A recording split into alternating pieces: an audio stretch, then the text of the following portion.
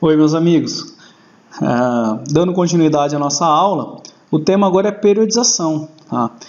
Eu acredito que todos vocês já tenham um certo contato com a periodização linear, porque ela é bem difundida e bem conhecida.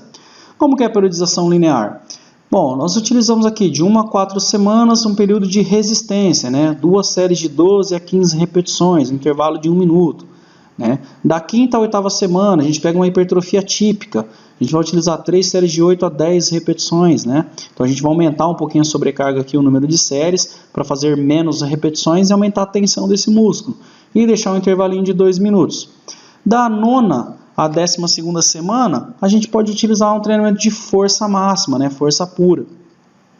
Utilizando 4 séries de 3 a 5 repetições com intervalo um pouco maior. Então isso aqui seria uma periodização linear, né, convencional, que a gente encontra em muitos livros de musculação. Então só para ilustrar melhor aqui, ó, então, né, a primeira 4ª semana a gente utiliza uma sobrecarga menor. Isso aqui é o exercício supino reto, pulei frente, leg press, foram feitos os testes de 1 RM, né? Então ficaria mais ou menos desta forma aqui as sobrecargas para trabalhar de 1 a 4 semanas.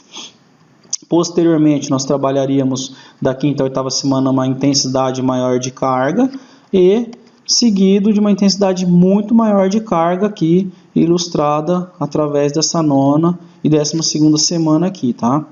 Bom, pessoal, o que é importante ressaltar?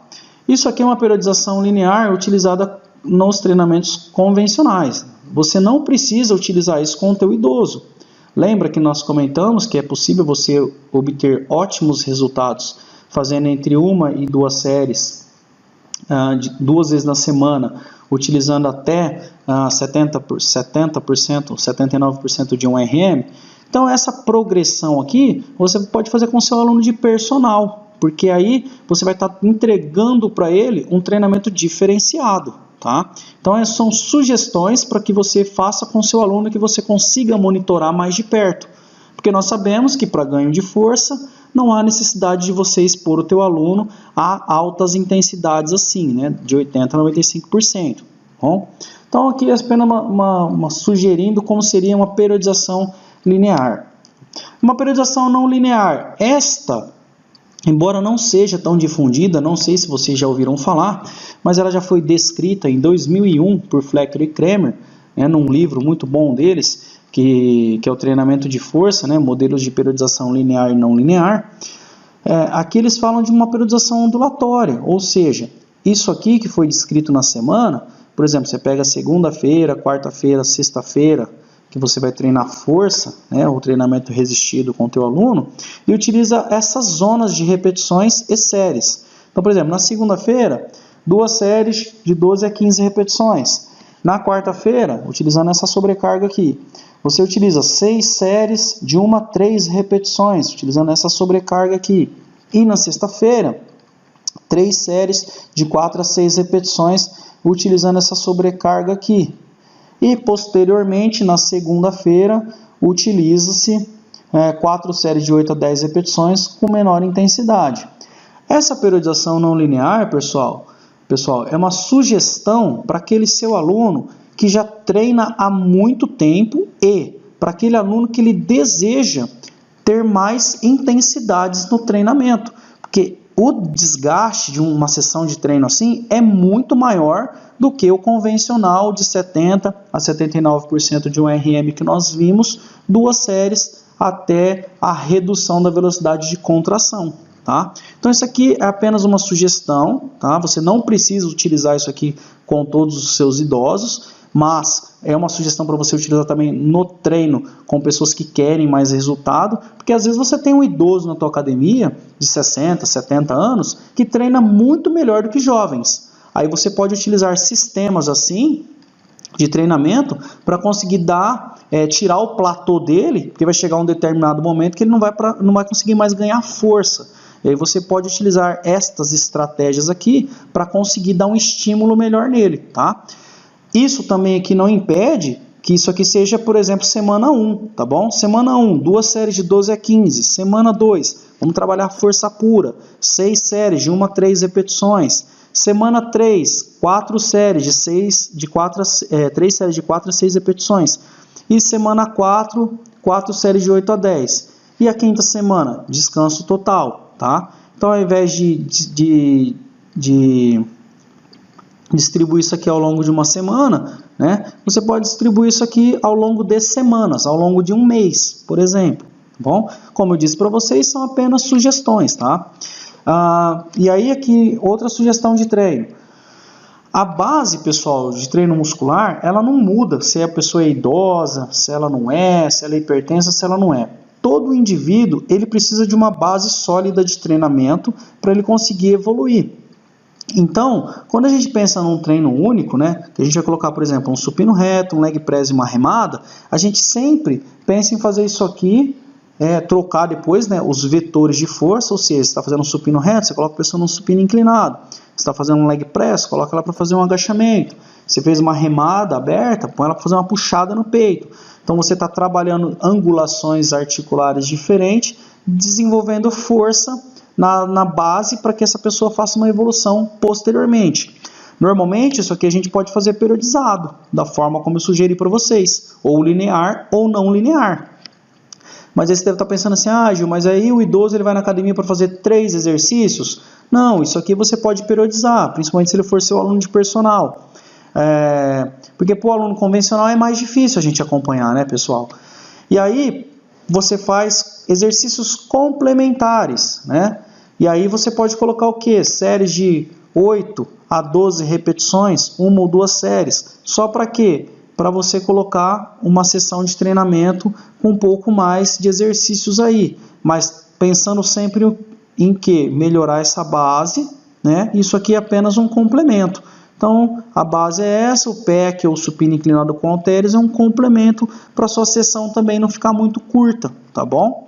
Bem, fazendo dessa forma, existem algumas precauções que nós precisamos tomar quando a gente pensa em prescrever exercício para os idosos. Dentre elas, é importante um vestuário adequado, ou seja, uma roupa não tão quente, né? Então a gente tem que pedir para o idoso sempre utilizar roupas mais largas para melhor conforto dele.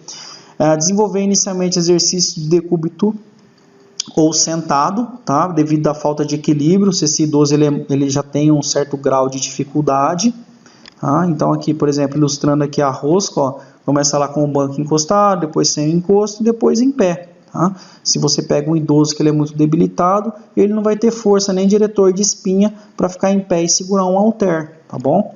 Na prática, a gente vai conversar muito sobre essas adaptações que são necessárias para cada tipo de condicionamento físico e idoso que nós estamos tratando, tá bom? Então, evitar exercício isométrico, preferir exercício isotônico, fazendo a movimentação concêntrica e excêntrica. Enfatizar grandes grupos musculares, como eu sugeri para vocês. Peguem exercícios como supino reto, leg press, as puxadas no peito, remadas. Sempre enfatizar grandes grupos. Fazer alternado por segmento é uma boa estratégia para aumentar o estresse cardiovascular, porque ora você está estimulando membro superior, ora está estimulando membro inferior, então aumenta aí o estresse cardiovascular, tá?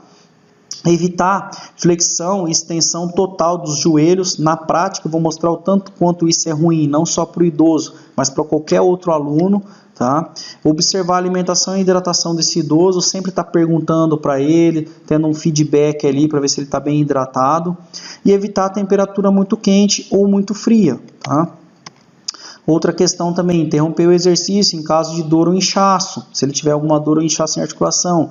Certificar que o idoso está sabendo inspirar e expirar. Sempre orientar, ó, inspira, solta o ar, respira, porque ao longo do treinamento de força, principalmente, é comum o idoso querer fazer manobra de valsalva para fazer a força. E isso você tem que estar atento para não deixar acontecer. Tá? A manobra de valsalva, ela aumenta a pressão torácica, então é ruim, principalmente se esse idoso for hipertenso. Tá bom? Incentivar o teste da conversa, que é o talking test. Isso aí nós vamos conversar também na prática, tá bom? Observar a mudança na coloração do rosto, se ele está ficando muito vermelho, se ele está ficando muito... uma ventilação muito intensa.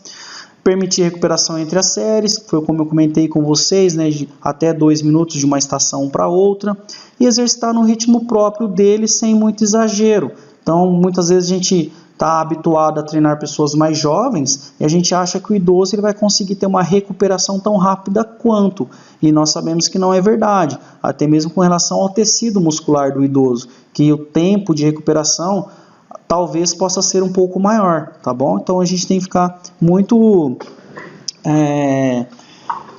atento a essas questões.